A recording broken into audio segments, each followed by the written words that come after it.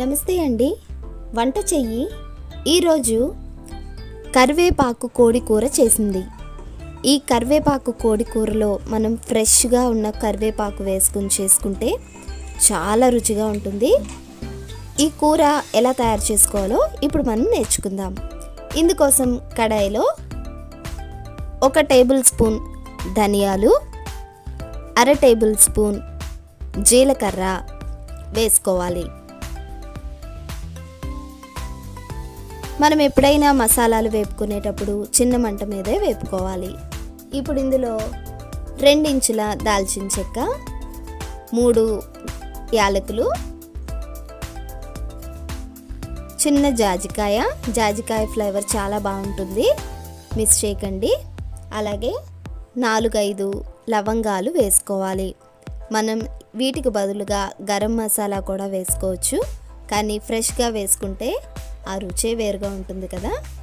అలాగే ఇప్పుడు ఇందులో 10 మిరియాలు వేసుకుని చిన్న మంట మీదే వేపుకోవాలి.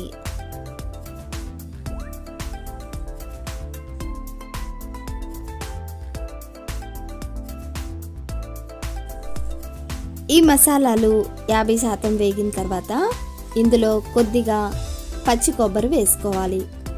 అలాగే 2 ఎండుమిరపకాయలు కూడా వేసుకోవాలి. మీరు పచ్చి కొబ్బరి బదులుగా ఎండు కొబ్బరి కూడా వేసుకోవచ్చు. ఇప్పుడు కొబ్బరి, ఎండుమిరపకాయలు బాగా వేగేంత వరకు వీటిని కూడా చిన్న మంట మీదే వేయించుకోవాలి. ఇవన్నీ బాగా వేగిపోయిన తర్వాత 10 రెమ్మల వరకు ఫ్రెష్గా ఉన్న కరివేపాకు వేసుకోవాలి. ఈ కూరకి ఫ్రెష్గా ఉన్న కరివేపాకు అయితేనే వాసన బాగుంటుంది, రుచి కూడా బాగుంటుంది.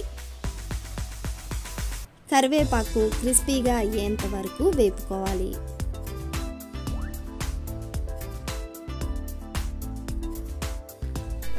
ఇప్పుడు ఇవన్నీ బాగా వేగిన తర్వాత ఒక ప్లేట్లోకి తీసుకుని పూర్తిగా చల్లారనివ్వాలి.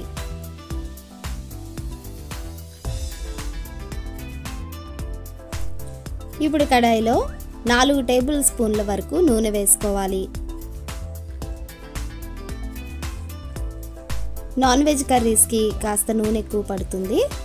ఇప్పుడు ఈ నూనె వేడయిన తర్వాత ఇందులో 2 మీడియం సైజు ఉల్లిపాయల్ని చిన్నగా కట్ చేసుకుని వేసుకోవాలి.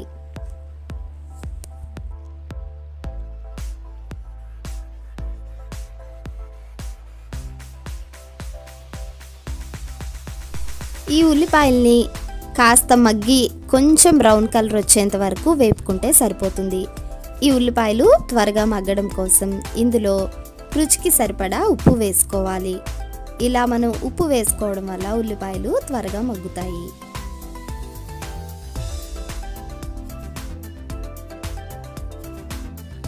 ఈ ఉల్లిపాయల్ని మాడిపోకుండా లో టు మీడియం ఫ్లేమ్లో పెట్టుకుని మెత్తగా మగ్గి కొంచెం బ్రౌన్ కలర్ అయ్యేంత వరకు వేయించుకోవాలి. ఉల్లిపాయలు వేగేలోపుగా మనం వేయించి పక్కన పెట్టుకున్న ఈ కరివేపాకు మసాలాలు చల్లారి ఉంటాయి కదా, మిక్సీ జార్ తీసుకుని అందులో 2 ఇంచుల అల్లం ముక్క, అలాగే చిన్న సైజు వెల్లుల్లిపాయ ఒలుచుకుని వేసుకుని అందులో మనం వేయించి పెట్టుకున్న కరివేపాకు మసాలాలు అన్నీ వేసుకోవాలి. అలాగే వీటితో పాటు ఒక పెద్ద సైజు టమాటోను కూడా వేసుకోవాలి. మీరు చిన్న సైజు వేసుకునేలా అయితే 2-3 టమాటోలు వేసుకోండి. ఇప్పుడు వీటన్నిటిని మెత్తని పేస్ట్ లాగా చేసుకోవాలి. మనం టమాటోలు వేయటం వల్ల ఇందులో నీళ్లు వేసుకుని మిక్సీ చేయాల్సిన అవసరం అయితే ఉండదు. ఒకవేళ మీకు పేస్ట్ లాగా అవ్వకపోతే కొద్దిగా నీళ్లు వేసుకోండి. ఇప్పుడు చూడండి, ఉల్లిపాయలు లైట్ గోల్డెన్ బ్రౌన్ కలర్ వచ్చి మగ్గిపోయినాయి కదా.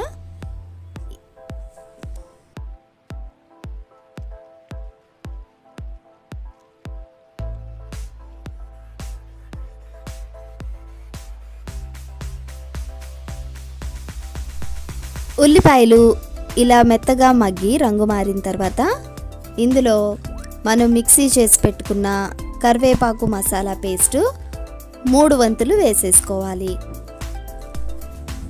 నేనైతే టమాటోల్లోంచి వచ్చిన నీటితోనే ఇది మెత్తని పేస్ట్ లాగా చేసేసుకున్నాను.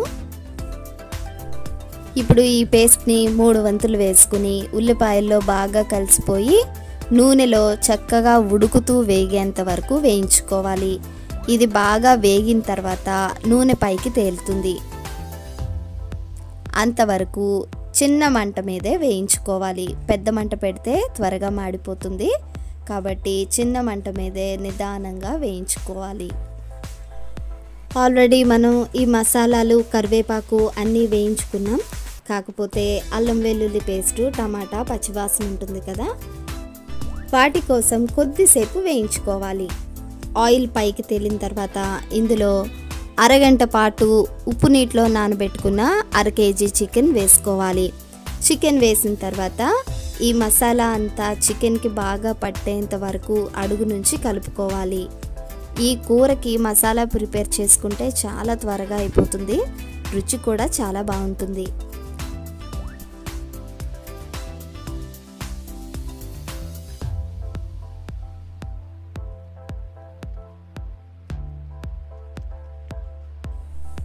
ఇలా మసాలా అంతా చికెన్కి బాగా పట్టిన తర్వాత అప్పుడు మూత పెట్టుకుని చిన్న మంట మీద ఉడకనివ్వాలి. మనం చిన్న మంట పెట్టుకుని మూత పెట్టుకుని కొద్దిసేపు అయ్యి చూసేసరికి చికెన్లోంచి చాలా నీళ్ళు వస్తాయి. ఈ నీళ్ళన్నీ ఎగిరేసరికి చికెన్ కూడా ఉడికిపోతుంది. 10 నిమిషాలు, పావు గంటకి ఈ చికెన్లోంచి నీళ్ళు వచ్చినాయి. నేనైతే అస్సలు నీళ్లు వేయలేదు. ఈ నీళ్ళన్నీ ఎగిరేసరికి చికెన్ మొత్తం మెత్తగా ఉడికిపోతుంది. ఇప్పుడు కూర అంతటిని అడుగు నుంచి ఒకసారి కలుపుకుని మళ్ళీ మూత పెట్టుకుని మీడియం ఫ్లేమ్లో కూర అంతా దగ్గరకు అయ్యేంత వరకు ఉడికించుకోవాలి. మనం ఇందులో కొబ్బరి వేసాం కదా, అడుగు పట్టకుండా మధ్య మధ్యలో కలుపుకుంటూ ఉండండి.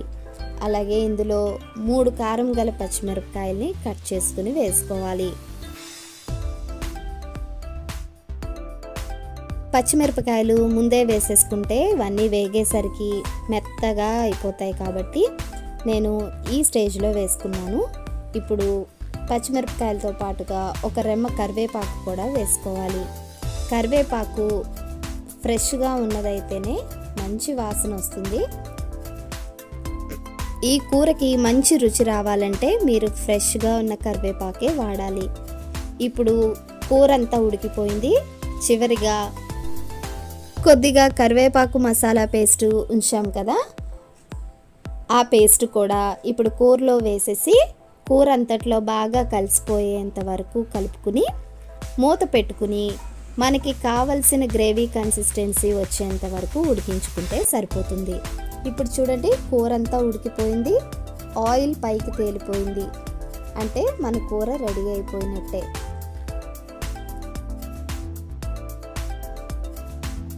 ఈ కూరలో మనం కొత్తిమీర వేయట్లేదు, ఎందుకంటే కరివేపాకు ఫ్లేవర్ మిస్ అవ్వకూడదు కాబట్టి. ఈ కూరని మనం రైస్, రోటీ, చపాతీ దేనిలోకైనా సర్వ్ చేసుకోవచ్చు. కరివేపాకు ఫ్లేవర్తో చాలా టేస్టీగా ఉండే ఈ చికెన్ కర్రీని మీరు కూడా ఒకసారి ట్రై చేసి మీకు ఎలా కుదిరిందో కామెంట్ సెక్షన్లో తప్పకుండా నాకు తెలియచేయండి. నా ఛానల్ కనుక మీకు నచ్చితే లైక్ చేయండి, షేర్ చేయండి, సబ్స్క్రైబ్ చేయండి. నమస్కారం.